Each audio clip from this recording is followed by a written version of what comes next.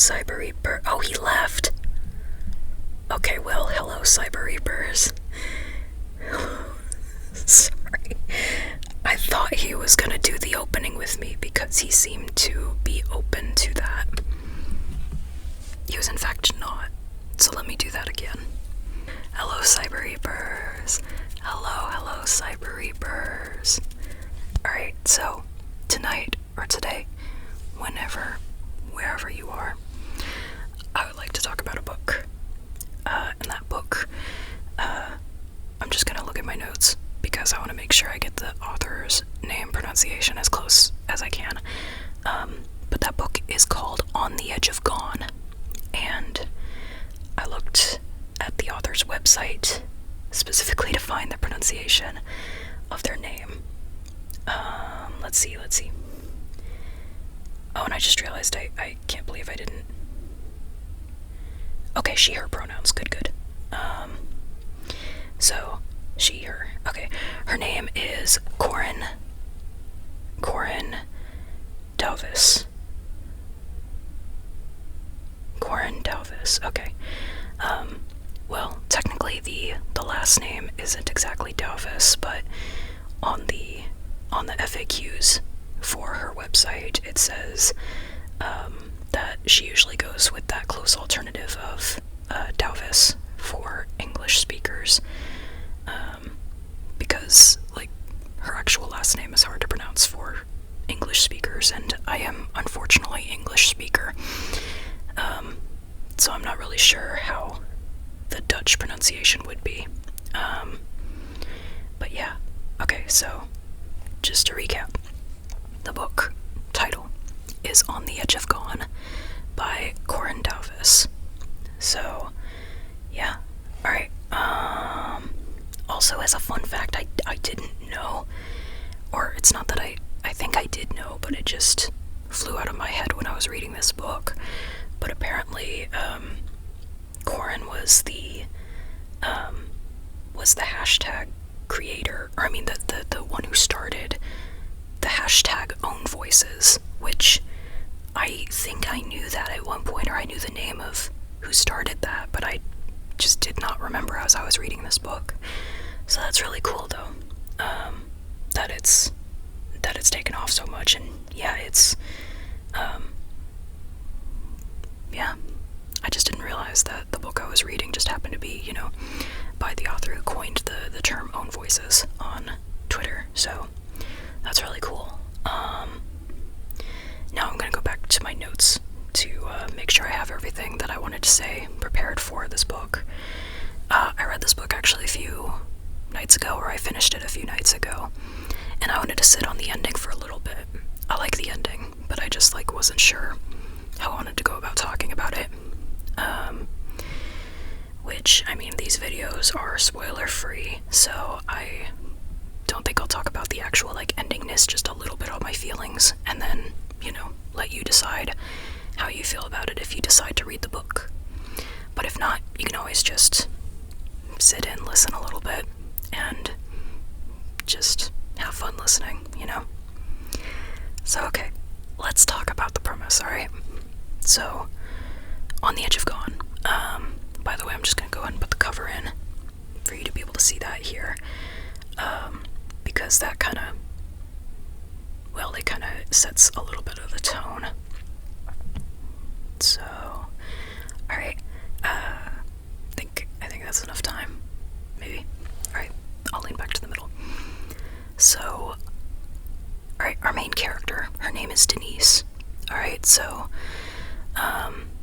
Denise is, I absolutely loved reading this story from her perspective, because there's a lot of different ways that this apocalyptic situation could have been told, but I think she really made it extra special, So this apocalyptic situation that Denise is in, it is the near future, it's, I think, the 2030s or so, and humanity figures out, oh no, there is a comet heading towards Earth. This meteor is gonna hit the planet, and there's not really much we can do about it. So it's just pieces of it are going to hit Eastern Europe, and it's going to affect the entire planet. So pretty bad stuff. And humanity has about a year to prepare for it, to kind of figure out, okay, what are we going to do about this? Because, yeah, the Earth is going to be pretty unlivable, at least on the surface, for a while. Or at least it's going to be hard to live there. So, what does humanity do? People kind of decide to go one of two main routes. One of those routes for the the wealthy and the fortunate, those who are chosen for their indispensable skills in being able to essentially survive on a generation ship. That's what they're called. These ships that go to outer space, and they're gonna go to Earth-like planets and essentially just go and colonize those. So those people went, you know what, this planet is gonna be no good soon, so we're just gonna go off and find our own planet, so good luck everybody else. But that's not most of the people. Most everybody else has to figure out, okay, how are we gonna survive on the planet? And so everybody who is left figures out, shelters to concentrate a bunch of people in, so that at least everybody has shelter underground for the initial impact. And then from there, after that, after the initial impact of the meteor, I hope I'm saying the right word. I get meteor, asteroid, comet. What's the other one? Meteor, asteroid, comet. I get those words, the cluster of words, confused for when there's a rock that moves in space versus a rock that moves in space through the atmosphere versus a rock that moves through the atmosphere and hits the planet. I'm pretty sure there's at least 3 or 4 of those words. Let's just say, just ignore me if I say the wrong word. This giant rock that was coming toward the planet, and so people are figuring, okay, we're gonna build these places underground, gather up some food, gather up people, supplies, and just shelter there for the initial impact, and then try to figure out things from there, afterwards. Yeah. So that's our situation, the initial thing of the initial premise, the very beginning of it. And since it's pretty near to our time, the technology hasn't accelerated super much. It kind of reads as a contemporary apocalyptic kind of story, just with like a little bit more of an edge up on the technology that we currently have. Like, for example, I think instead of phones, I think everybody just kind of has like a wristwatch kind of a thing that has like holographic messages on it, maybe, I think is how that was described. And of course there's, spaceships. Yeah. Not to say there aren't spaceships now, but like the ones that are described in the book are quite different than what is currently being built. Because the ones in the book are designed to be very, people live in it for a long time and are contained in it, and are sent out to space, and then there will be like generations of people that live on that ship as it goes out and out, sent out into space, because they don't have any sort of warp drive or anything to get them to the planet faster, so they're taking the long way there, And so the ships are big. They're a lot bigger than what we have nowadays. The stuff we have nowadays is really more so for science, more than for actual, say, colonizing other planets, Like, it's not really, those aren't made for civilians to use, and they're not really made for a lot of people to be in them. Nor is it really designed to be a livable space, the stuff we currently have, you can live in, like, you can live in the International Space Station for a period of time, but again, it's more of a space for scientists, for people who are conducting experiments in order to benefit, humanity on Earth. And that's not really the kind of ship that is in this book. So, in that sense, the technology is quite a bit advanced, but it's sci-fi, just don't think about the science part too hard. Because I really do think the hypothetical situation is neat to consider, because I don't know how I would feel, actually, about if I had the opportunity to choose.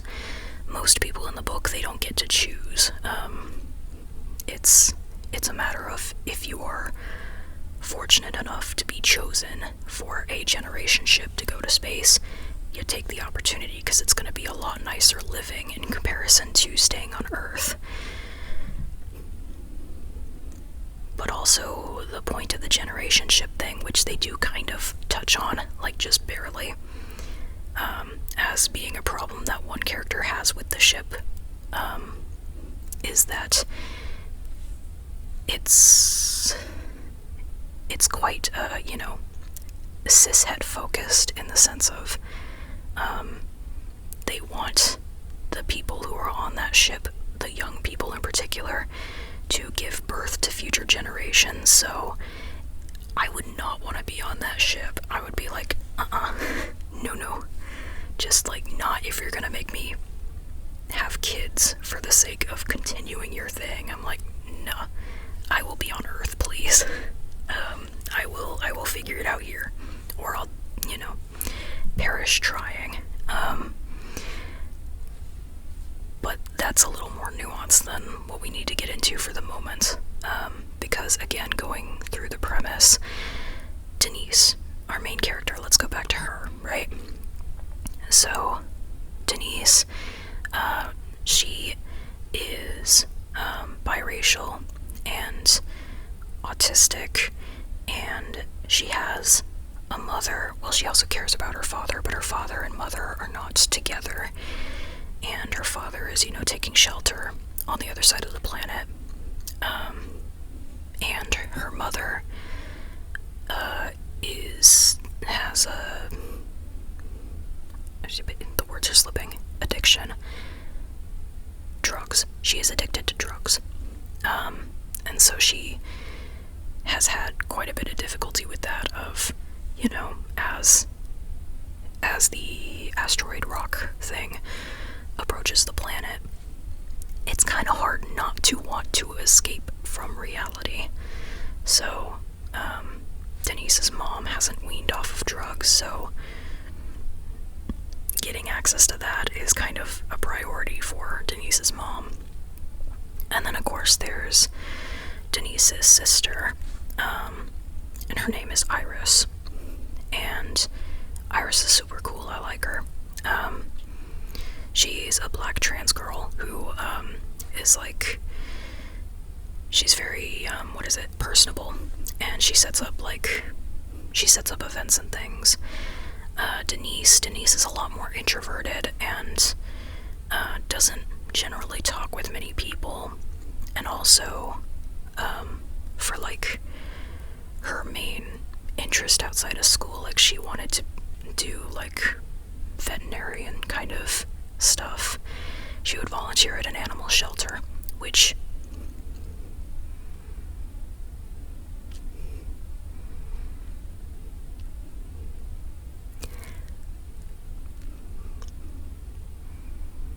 I don't know how to mention that part. I think for some people it'd be fine. For me, I really needed a content warning that was not there. So I'm gonna put the content warning, I think, in the description, because I don't want to bring it up in this video, because I do not consider that relaxing to think about. But let's just say there was something that happened in this book that I think I needed a content warning for, and there was not one. So just as a heads up, and I won't talk about it in the video, don't worry, I think that just reminded me of that. My thought process went towards somewhere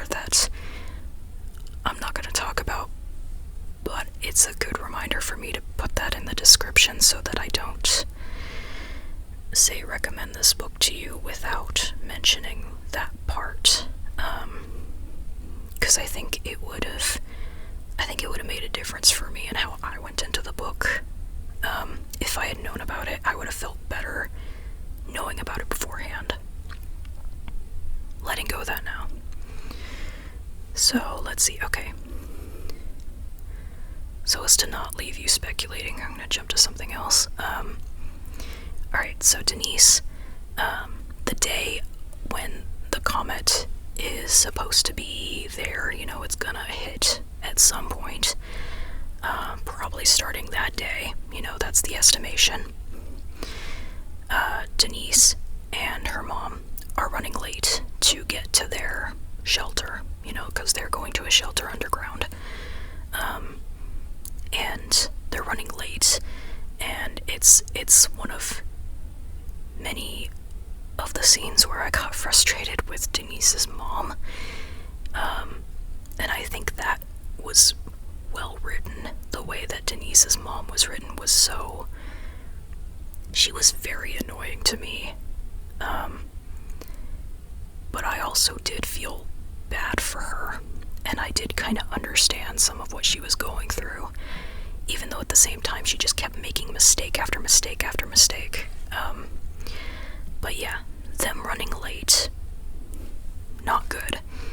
Another not good thing is that Iris, Denise's sister, had gone off to, I think, a concert, just to have like a one last time celebration kind of thing, before the comet hits.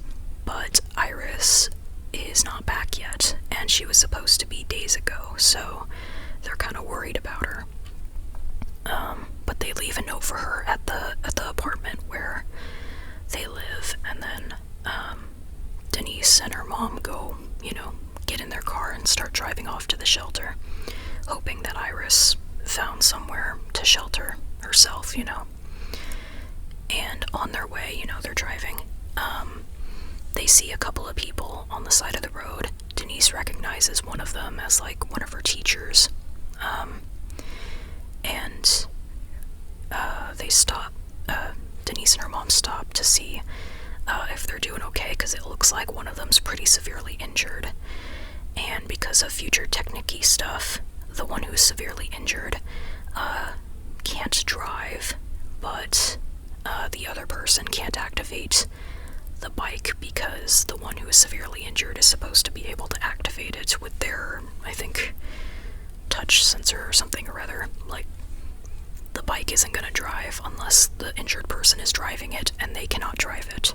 So, Denise and her mom start talking, being like, hey, okay, well, we can drive you to your shelter, like, where's your shelter at? And although the two are hesitant, Denise's teacher and the other person, the injured person, they're hesitant to kind of talk about their shelter. They still eventually agree to go, like, you know what, okay, yeah, we'd appreciate you driving us to our shelter, and I'm sure you could stay there during the impact, before going on your own to your own shelter afterwards, So, the four of them, in the car, they drive over to the supposed shelter that, the two strangers, I'll just call them the two strangers, even though technically the teacher is not a stranger, the two of them, the shelter that they were gonna go to, turns out it's actually a generation ship. The very last one, as far as anybody knows, because all the others have left by now. But this one had some maintenance issues, if I remember right, and so they had to stay a little while longer. And so they're staying for the impact. And they have like this cloaking shield around it to where most people don't realize it's even there. And that's specifically so that people don't, try to get onto the ship, whether that's through sneaking on or begging the people there to be let on, all that kind of stuff, because inside it's really, really nice, of supplies. There's a lot of people willing to help each other out, It's a good environment. It has like simulated sunlight in there. It's very nice. A lot of plants to sustain their own gardening and the breathing circulation system and all that, lots of good stuff. It's not cramped. It's very spacious, very nice, So whenever Denise goes and sees this place, she's like, oh wow, this is a lot better than what the shelter would have been. I want to be here. And so, even though, Denise and her mom, they weren't supposed to know about the place, but the captain gives them a break and goes, well, okay, you rescued these two people who are very important to us, so, we'll allow you to stay here during the impact, and then you can go off on your own to wherever you want to go next. But Denise, though, has her sights set on this place now. She's going, no, I want to be here. So I'm going to figure out how to be here. And apparently, she learns the way to do that is to be useful and to be indispensable as a person. You have to have some kind of useful skill, or you have to bring something to the table, And in a lot of cases, it's maybe like you bring supplies, right? If you can find like a lot of really good supplies, like food. Food's the first one I thought of, but yeah, just if you can bring something, or if you have a skill, like if you are an engineer, if you are a really good teacher, or a coder, like typey skills. If you know Python, I guess, I don't know. Just a lot of different kinds of stuff that would help sustain a community inside a ship that's gonna be just by itself for a long period of time. That's the kind of thing that they're looking for. They're looking for usefulness out of people. And so Denise goes, I don't have any useful skills, so don't know what I'm gonna do there, but I'm gonna do my best to prove myself. And so she helps out as much as she can. And yeah, I think that's kinda where I'm gonna stop on the premise, because from there it is a little bit spoiler territory, I guess, on what happens next. But really, it's just, a lot of the book is Denise trying really hard to earn a spot for herself, and also spots for her mother and her sister on that ship. And also it's people on that ship, some of them being like super supportive and others being very guarded and wary, because they don't want to lose their spot on the ship either. And so they have to continually prove that they are useful as well. And then, of course, Denise's mom just is so stressed out about all this, that she continues to very much make herself look bad via various means, but addiction plays a large part of it. And then, of course, there's the whole Iris is not even there part.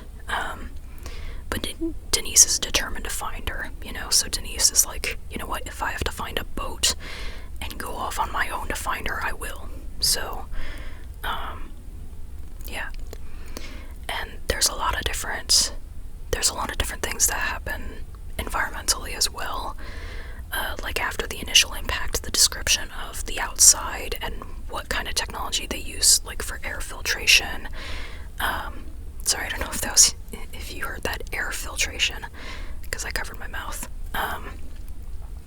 But that, and also dealing with the planet changing quite a bit, where like some parts are underwater now in comparison to where they were before. Yeah, so a lot of changes. And I think the book, I don't know, I feel like the book keeps a decent pace going throughout the whole thing. As a heads up though, like it does, like the contents of the book are pretty much just like from the time period of the asteroid rock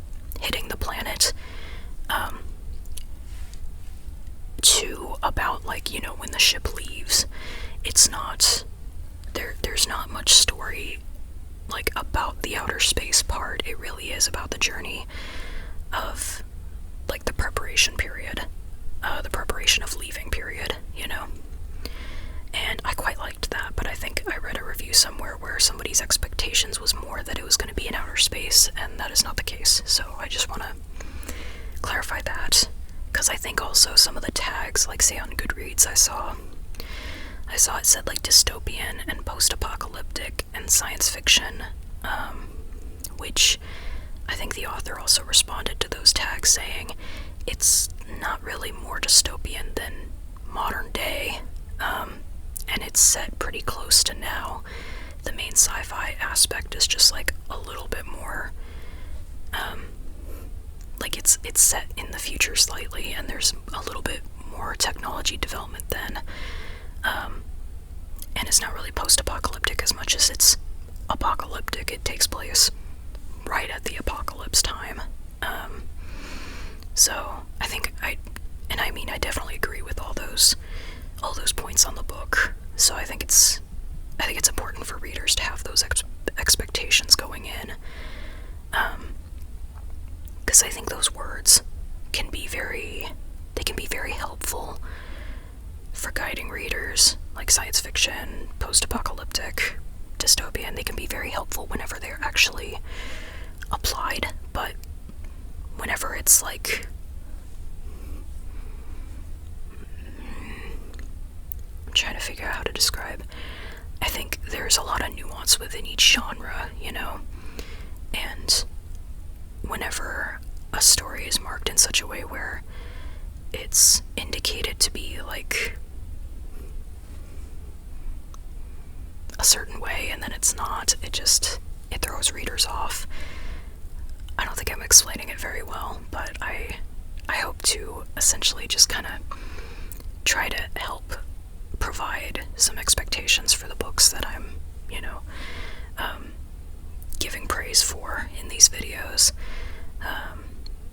in order to hopefully help the books find, you know, readers who are actually going to enjoy the books based on, you know, their expectations being met. So yeah, if you enjoy the idea of like the theoretics and and reading about a story where a lot of the questions are around what would you be willing to do to get a place for yourself on this ship, like what parts of yourself would you be willing to sacrifice? Would you be willing to throw somebody else under the bus? Would you not help out other people when you could? Would you consider helping other people selfless or selfish in certain situations? It's just like, if everybody is trying to survive, not everybody's going to survive in a situation like this, so who do you prioritize? And how much of yourself do you prioritize versus other people? And how do you feel about that? Stuff like that. That's really, I think, the heart of the conflict in this story. So I quite enjoy that. I quite enjoy those theoretics of like set up a situation, just explore a lot, just having to do with that one thing. And so I really appreciated that about this book. And I'm gonna go ahead and peek at my notes because I think now's a good time to. So there were a few main points that I actually did not quite touch yet. Also, just one thing, like, I think I kind of forgot to mention this takes place in the Netherlands, sorry. In the Netherlands. So, I feel like I need to read more books where events take place in modern day or close to modern day. Or even, actually, you know what, I'd be up for, you know, futuristic, somewhere else on the planet besides the United States, you know. I feel like I don't read a lot of other places, though, for whatever reason. For whatever reason, I'm in the United States. I get marketed stuff in the United States. I still feel like I should actively search for that, though. I think my top of my list tends to be marginalized authors within the United States. But I think it would be good for me to open that up a little more, to be like, hey, what about marginalized authors on the whole planet? So that's for me to kind of work out with my reading list. But yeah, just in case that's useful for you to know, this story takes place in the Netherlands. And I think, going back kind of to what I said about, what did I say? Usefulness, that was what I was trying to remember. I really, really, really liked how Denise, throughout the book, one of the kind of struggles that she goes through is, especially in a situation where she has to earn a place on the ship, it's a lot of her way of viewing herself throughout the whole book is in terms of, am I useful in this case? How can I be more useful? And I really like that there's a journey that she takes where she kind of realizes that the more traditional use of the word useful doesn't define a human being. Like how productive you are, or how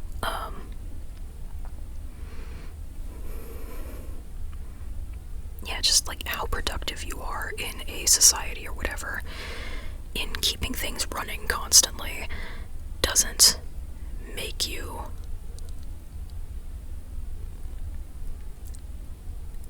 like it. Words. I'm trying to figure out words for this. You don't have to constantly meet those expectations, she figures out. It doesn't make you any less a human being. It doesn't make you any less worthy of surviving. To not constantly be society's definition of useful. And I think that's a super important lesson for today, especially in the United States. I don't know about other places, but definitely with how people are, at least in corporate situations, are very much gauged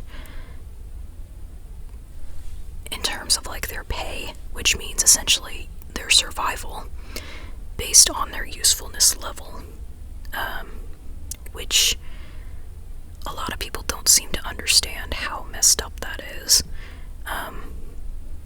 That a human being is being gauged on their right to survival, or not necessarily their right, that's a weird way of putting it, that human beings are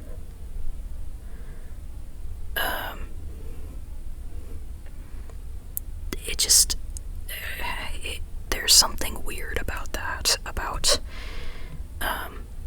saying that somebody shouldn't get to survive as much as somebody else based on how much someone is willing to work themselves to death. That just seems kind of weird to me. And I get to a certain extent rewarding people who are willing to work well with others, to be able to contribute something so that other people can have a better life, and then other people contribute something so that they can have a better life. Like, having that system be in place, yes, that's a good thing in of itself, but if you take it too far, it's like saying, if you are not participating in this enough, you don't get to live, or you don't get to survive. And where's the line of enough? Like, where did disabled people come into this, What is enough when it comes to somebody's capabilities of working, Especially when society is so ableist in terms of how people are able to work, To clarify, I mean, like, jobs that say, no, you can't work from home, you can't take sick days, you can't you can't take care of yourself or have good mental health or whatever, you have to work instead. Like that, no. That does not promote productivity. It really doesn't. Especially not with people who need it the most.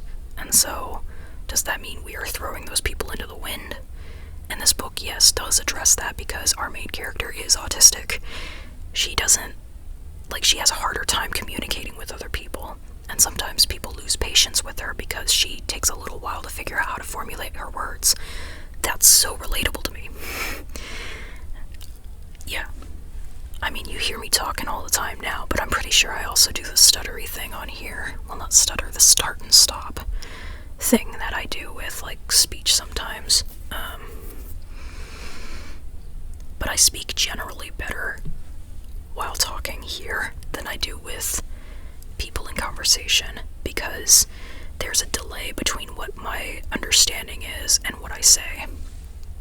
So, like, while I'm listening to other people, and then they finish saying something, it takes me a few seconds to compute what they just said, and then it takes me a few seconds to translate my thoughts or figure out my thoughts and translate them into English. And yes, I am a native English speaker, and yet it feels like I am translating because it takes me a few seconds, and sometimes I even mess up the word. Like, I'll say the singular instead of the plural, or I'll, something or other, weird stuff like that. And so, sometimes it just takes me a minute to be able to figure out how to respond to things. And a lot of times I use repeated starting phrases, or repeating starting words, because I can gauge the tone of a scenario, and I can come up with something that I've said a lot of times, like, oh yeah, that's a good point, or I didn't think about that, or oh, that's interesting, or that sucks, I'm sorry. Stuff like that. That can be applied to many different situations. I have a lot of those that I can say, and then while I am saying that, I can think of the next thing that I actually want to elaborate on, because it takes me a few seconds to realize what the other person said. So that's stuff like that. I very much related to Denise on those matters of language and communication. Also with her troubles with other people paying so much attention to her, and things with, like, just other people not quite understanding why some things were important to her. Like, why it was important for her to have her own, like, bed space that other people didn't touch. Stuff like that. So, just, this story goes into a lot of that, a lot of how disability plays into society, in terms of usefulness, quote-unquote. And this is in a post-apocalyptic situation, right? But it really has a lot to say about modern day as well, like, not apocalyptic-y related stuff. It has a lot to say about disabled people in society, and what usefulness means in society and everything, you know? There's just so much on usefulness versus not, and what that means for if a person deserves to survive. There's so many thoughts to be had on that. And so I really appreciate that this book brings that up. And so, yeah, I think that is actually about kinda all I wanted to say on the book. It just felt so very real, you know, to nowadays. You know, it just did. So, yeah, I hope that was, you know, that helped kind of set the tone or expectations for that book, because I quite enjoyed it, and I wasn't really sure what to expect, because I read some of the reviews and I was going, oh, weird. They didn't seem to expect what was happening with this book. But whenever, like, I set my expectations to be like, okay, yeah, it's it's in the near future, and it's pretty much just about the events, between the comet, asteroid, whatever, hitting the planet, and the ship leaving.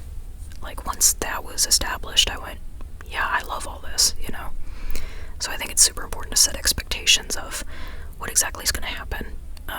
Not what exactly, but general gist,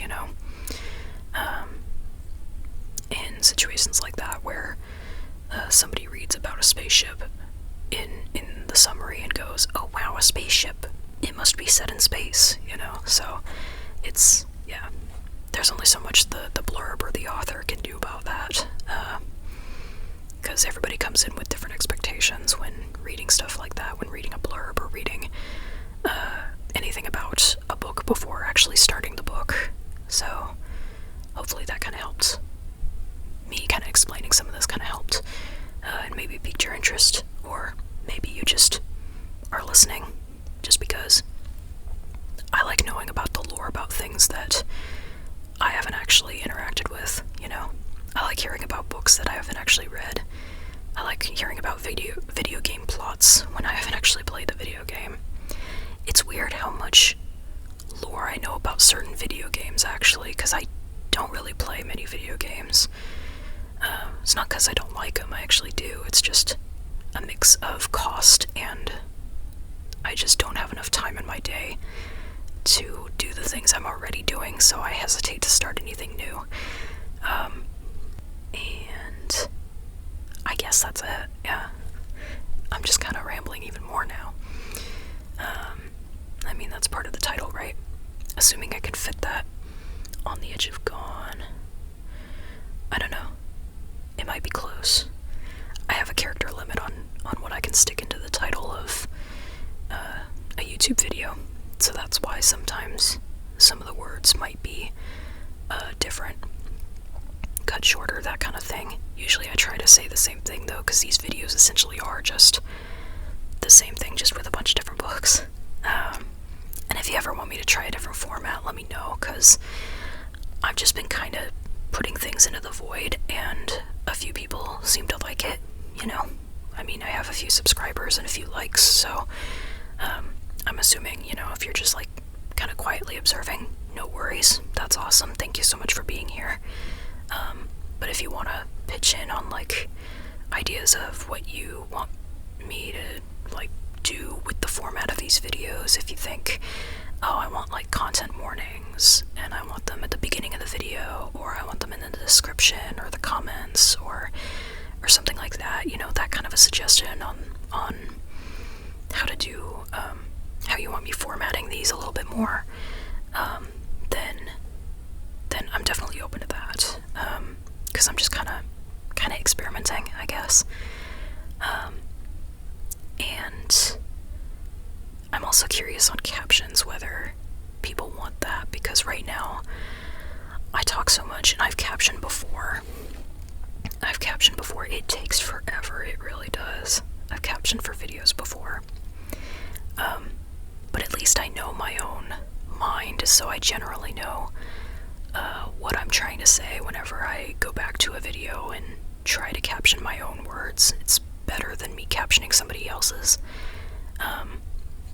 But if it would be really helpful to you, then I can, because I know that sound quality things, and also, like, if you're not a native English speaker, or if I'm just not loud enough on certain parts, or the words sound a little jumbled, I get that captions can be really, really helpful for that. And if I'm able to record these videos early enough, then I hope to start doing that more consistently. But if it's important, though, to somebody, then please let me know, because then I'll prioritize that in changing the format of these. Because I think really, because it takes a lot of time, I'll need to make sure to have videos actually done in advance of posting. Because like right now, today is Sunday, the Sunday of the week that I'm going to post this, so it'll be posted this Friday. And the Jurassic Park one, the last one, I got that done the week before, I think. The it was posted, and I'm starting to get a little more ahead because suddenly a lot of library books are suddenly being available to me on Libby, so I'm managing that. And so I have a lot of reading material that I can go through. It's just a matter of like me taking the time to do it and to absorb each book, and then also to do this and then to edit it. So if captions are important, then I'll try to make sure to get this earlier, the filming done earlier, so that I can actually take some time on the captions as well. For now, I probably won't prioritize it though unless somebody says something, I'll be honest. Just because I'm still trying to just get this done a little bit earlier. But yeah, I don't know, stuff like that. Let me know if you want to see me change something to make this experience better for you.